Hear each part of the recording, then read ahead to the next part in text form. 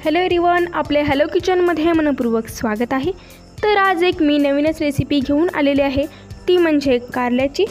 कारले हे खूपच कडू लागते, तर कडू लागणार नाही असं मी व्हिडिओमध्ये काहीतरी घेऊन आलेले आहे, त्यामुळे तुम्ही व्हिडिओ हा शेवटपर्यंत बघायचा आहे। आणि चला तर मग रेसिपीला सुरुवात करूया।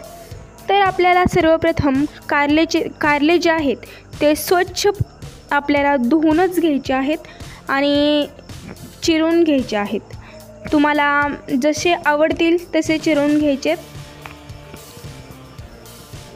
तर पाहू शकता, मला असेच कारले चिरलेले आवडतात, त्यामुळे मी असं घेतलेले आहेत। जर तुम्ही मी सांगितलेल्या स्टेपनुसार जर कारलं केलं तर आपले कारले जे आहे ना ते अजिबात कडू लागणार नाही। तर कारलं जे आहे ते आता पाहू शकता चिरून झालेलं आहे।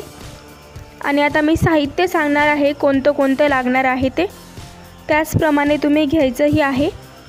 कढीपत्ता घ्यायचा आहे, कोथिंबीर घ्यायची, तेल घ्यायचे, नंतर कूट घ्यायचे शेंगदाण्याचं, कुटलेलं खोबरं, मीठ, मोहरी घ्यायची आहे, जिरी, मोहरी पाहू शकता, जिरी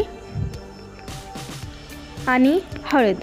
तर एवढं साहित्य किती लागणार आहे त्या टाकायच्या वेळेनुसार मी तुम्हाला सांगेलही। आपल्याला 2 पळ्या तेल टाकायचं आहे आणि त्यात तळण्यासाठी कारलं टाकून घ्यायचे।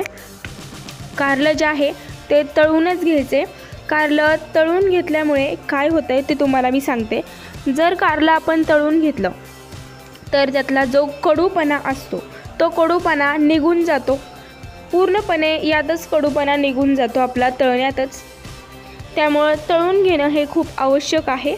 कारलं जर तुम्ही तळलं नाही तर कारलं हे कडूच लागणार।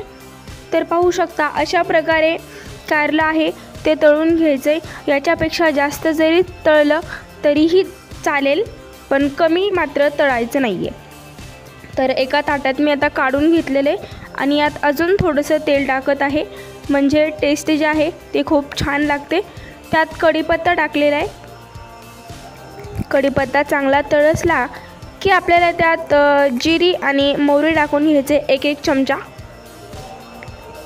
तर पाहू शकता अशी आपल्याला आता जिरी टाकलेली आहे, नंतर मोहरीही टाकून घ्यायची आहे।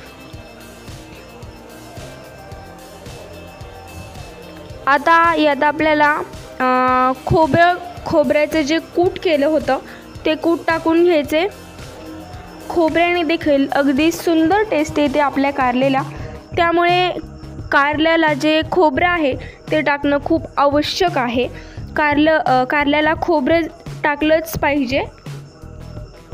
आणि आता हळद टाकलेली 1 चमचा,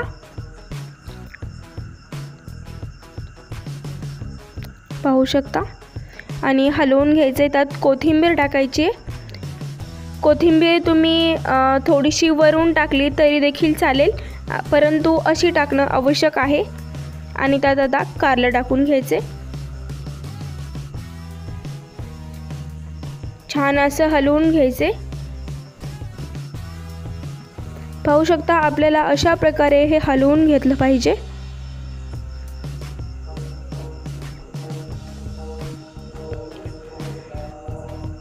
आता यात आपल्याला चवीनुसार मीठ टाकायचे,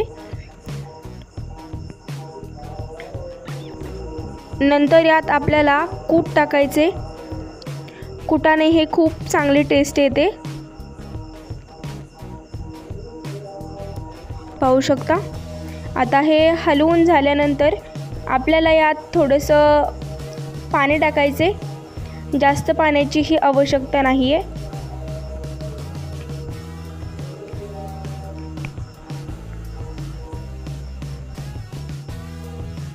पाहू शकता